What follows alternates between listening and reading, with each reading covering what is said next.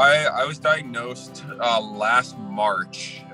So for baseball, we have pretty extensive physicals every year, and my iron levels came back really low. And at my age, we thought it was like a stomach ulcer or maybe celiac disease, something like that. But luckily, our trainers were really proactive with it, and they said, one of them especially was like, I think you're bleeding internally somewhere, and I think we should get you a colonoscopy and endoscopy, and I did, and yeah, when they did the colonoscopy, they found a tumor up in my colon, and I had no side effects, nothing like that. So I had no idea. It was shocking, especially at my age, because it's not really associated with people under 30 years old, especially. So it was shocking. And then the pandemic hit basically like in the middle of my surgery. It was March 12th was when I got surgery. That's kind of when the world stopped. So it was wild. I was dealing with, going through the pandemic, everybody's kind of normal emotions that they were going through last year. But I also, even greater than that, was just diagnosed with cancer, found out I had to do 6 months of chemotherapy too.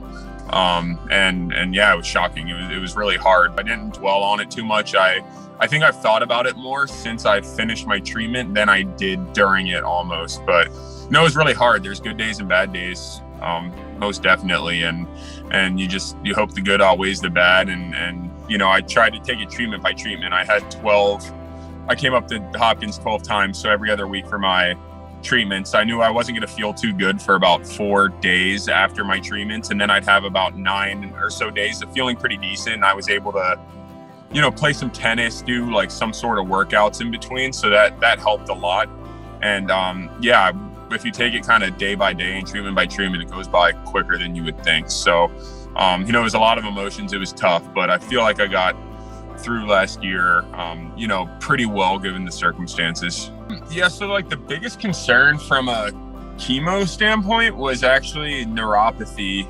So with colon cancer, one of the drugs that they use is called oxaliplatin, and it basically it makes your fingers and toes numb, at least for like whenever it's going through you, and sometimes it causes permanent neuropathy, which is where you can't really feel your fingers and toes. I was super sensitive to anything cold.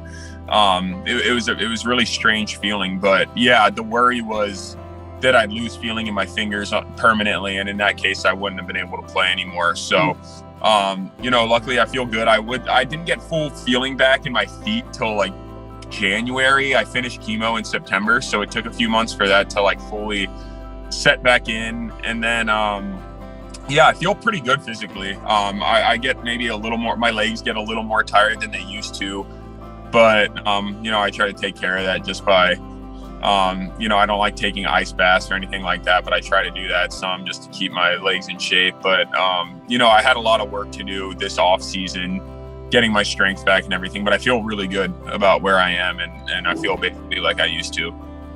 What helped me the most throughout treatment actually was talking to other people who had colon cancer previously. There are a lot of people who reached out, and I met quite a few people who had colon cancer previously that are doing great. So it always helped to hear people who survived it and got through it okay. I'd say that helped almost more than anything was talking to them, because they knew exactly what I'm going through. I feel very good about where I am and the future and everything, but there are some times where, that fear and uncertainty of it possibly coming back is, it's really scary, and because it's something that you never want to go through again. But at the same time, you have to live your life every day and move on.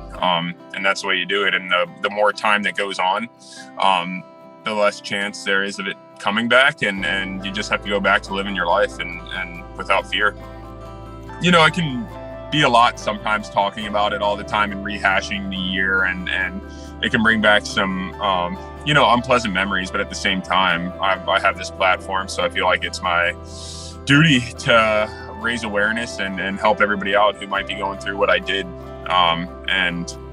And it was a little different than most people's experience since it was public, but I'm thankful to have all the support that I did throughout it.